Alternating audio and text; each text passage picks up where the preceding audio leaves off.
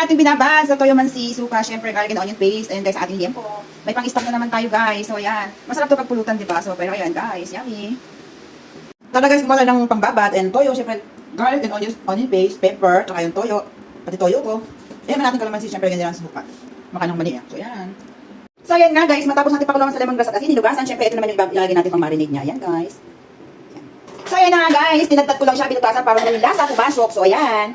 So, ayan na nga, guys, ang ating binabad. Filipino style, syempre, masarap pulutan. So, ayan, grilling mode ng ating liempo. Binabad sa suka, toyo, kalamansi, paminta. Ayan, guys. Pati toyo, sinama ko na rin. Toyo ko. Ayan, guys. Uusok na ang oven natin. Ayan, guys. Ayun. Umuusok siya.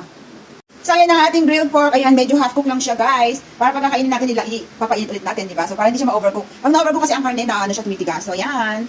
Ayan, guys, ang ating liempo.